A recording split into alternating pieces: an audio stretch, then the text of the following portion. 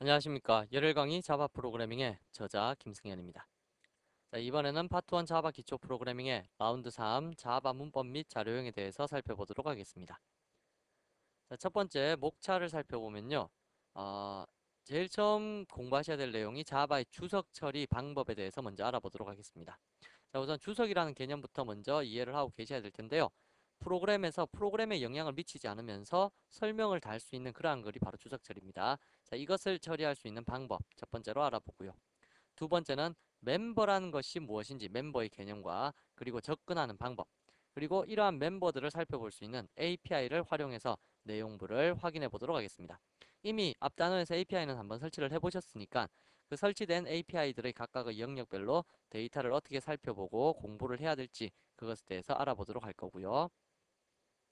다음 세 번째로 상수와 변수 그리고 자료형의 개념에 대해서 알아보도록 하겠습니다. 자, 일단 어떠한 프로그램을 공부하든 간에 상수와 변수라는 개념 그리고 자료형이라는 것은 가장 중요한 개념이고 가장 베이스가 되는 개념입니다. 네 번째로는 자바의 기본 자료형과 그리고 스트링 클래스에 대해서 살펴보도록 할 거고요. 다음에 다섯 번째로는 프로모션이라는 것과 다음에 캐스팅이라는 것 요것에 대해서도 살펴보도록 하죠. 여섯 번째로는 래퍼라고 불리는 클래스들. 여기에 지금 생소한 단어들이 꽤나 많이 등장하고 있는데요. 각각의 파트들에서 제가 여러분들께 좀 더 상세하게 설명을 드릴 테니까 일단 제목, 목차들만 보고 지나가시고요. 일곱 번째로는 아이덴티파이어라는 것에 대한 초기화 방법에 대해서 알아보도록 하겠습니다. 자, 아이덴티파이어를 초기화 시켜야만 한다. 뭐 그러한 것이 주된 핵심적인 내용이 될 겁니다. 자, 그러면 첫 번째 자바 주석 처리 방법에 대해서 알아보도록 하죠. 자, 조금 전에도 설명드린 바와 같이 주석을 처리할 수 있도록 주석 처리의 개념은 무엇인가 라고 하면 프로그램 실행에 영향을 미치지 않는 설명글 정도로 생각을 하시면 될 겁니다. 자, 우선 예를 들어보죠. 자, 우선 데이 3일째 날이니까 3번 예제로 작성을 해보도록 하겠습니다. 자, 이클립스를 먼저 실행을 시켜 주시고요.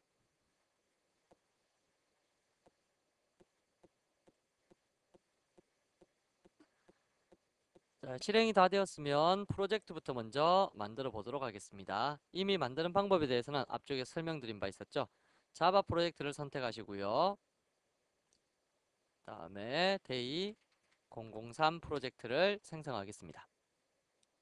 자, 첫 번째, 두 번째에 대한 파일명 규칙에 대해서는 exam01 이러한 식으로 간다고 했었죠. 자, 그러면 오른쪽 마우스 누르시고 클래스 생성을 시키시는데 exam 언더바 01번으로 생성을 시키도록 하겠습니다.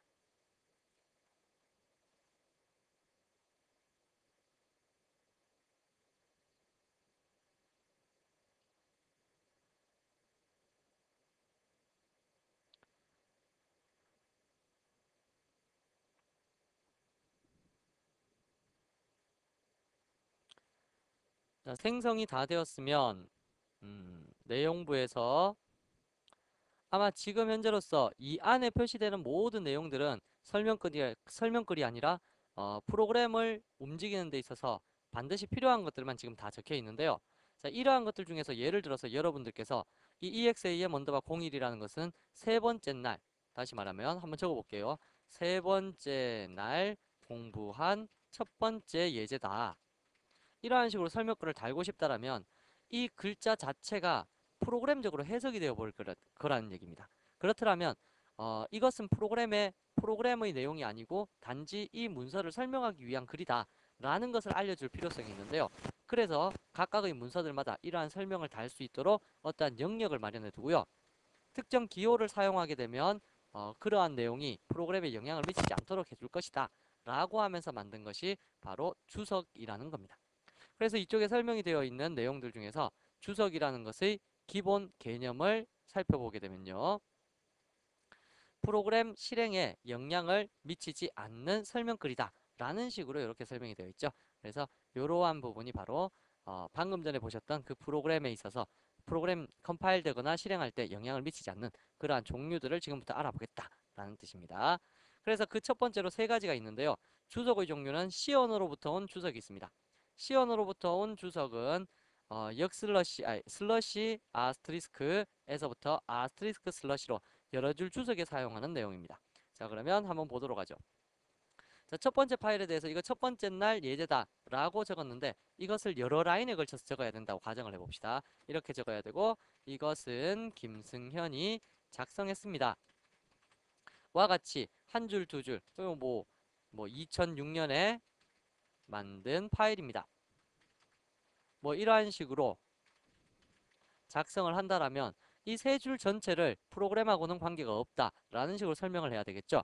그때 사용하는 것이 C로부터 온 주석 슬러시 아스트리스크에서부터 주석 끝나는 위치까지 아스트리스크 슬러시 이렇게 표시를 해주시면 바로 이것은 프로그램에 영향을 미치지 않는 주석으로 인식이 될 것이다 라는 얘기입니다. 그런데 주의하실 점은요. 이 안에서 또 다른 주석을 또 처리해야 된다. 다시 말하면 슬러시 아스트리스크 슬러시 이렇게 적어버리시게 되면요. 이 첫 번째에 있는 슬러시 아스트리스크는 제일 처음에 만나면은 아스트리스크 슬러시 여기까지를 주석으로 인식을 하고요. 나머지 부분은 프로그램으로 인식을 해버리게 됩니다. 그렇기 때문에 큰 주석 안에서 또다시 큰 주석을 사용하는 이러한 일만 만들지 않는다라면 주석 처리에서는 어려움이 없으리라 생각이 드네요. 자, 그러면 다음으로 두 번째 주석의 내용이 있는데요. 이것은 C++이라는 형태로부터 온 주석입니다. 자, 슬러시라고 표시해서 한 줄 주석에 사용하는 건데요. 예를 들어 보도록 하죠. 슬러시요. 예를 들어 이 파일에 대해서 설명할 때 한 줄, exam 언더바 01은 파일명하고 똑같아야 된다. 그런 걸 간단하게 설명할 때는 여기에서 한 줄만 주석을 처리해서 설명할 수 있습니다. 예를 들어 exam 언더바 01은 파일명과 동일합니다. 뭐 이렇게 설명을 달 수 있는데요. 이것이 왜 나왔냐면 같은 라인에 있어서 그 이후로 같은 라인이죠. 지금 앞에 적혀 있는 글자와 같은 동일선상의 라인에 있는데 슬러시가 적힌 이후로의 내용들만 주석을 취하고 싶을 때 그때 바로 C++의 주석을 사용하게 됩니다. 그래서 요 표시가 있는 이후의 문자열들은 프로그램에 영향을 미치지 않는 식으로 그렇게 사용할 수 있을 거고요. 옛날 C 언어 방식이었으면 이 부분도 역시 마찬가지로 슬러시 아스트리스크 슬러시 이러한 식으로 처리를 했었을 겁니다. 물론 문맥 중간중간에 만약에 주석이 필요하다면 반드시 이런 주석 하셔야 되겠죠. 이 사이에 클래스라는 여기까지는 반드시 적어야 됩니다. 여기까지는 반드시 기재 뭐 이러한 글자를 이 사이에 주석을 넣고 싶다 라고 한다면 여기서 슬러시는 쓸 수 없겠죠. 그렇게 되어버리면 뒤에 있는 요 부분까지도 주석 처리가 되어버릴 테니까 그래서 이렇게 특정한 부분 사이에서 주석을 처리하고 싶을 때는 슬러시 아스트리스크를 쓰시고요. 다음에 아스트리스크 슬러시 이러한 식으로 표시를 해서 이거는 프로그램에 영향을 미치지 않도록 그렇게 나타내어 주시면 됩니다. 그러나 일반적으로는 이러한 문구들 사이에 주석 처리하는 일은 거의 없을 테니까 그것도 잠깐 기억해 두시기 바랍니다. 가능하긴 가능은 합니다. 다음으로 보시면 순수하게 자바 다큐멘테이션의 주석이 있습니다. 자바 DOC의 주석이라는 것은 여러분들 앞에서 설치한 다큐멘테이션 API라는 거 있죠. 다큐멘테이션 API가 뭐냐면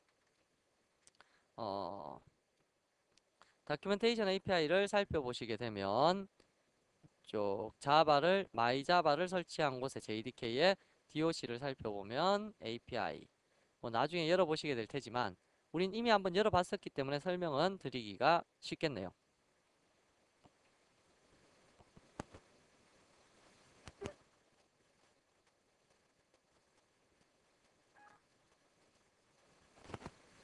자, 이쪽에 보시면 특정한 클래스를 하나 아무거나 선택을 했다고 가정을 해봤을 때 클래스들에 대한 그러니까 지금 제가 선택한 클래스는 Abstract Color Choose Panel이라고 되어 있는데요.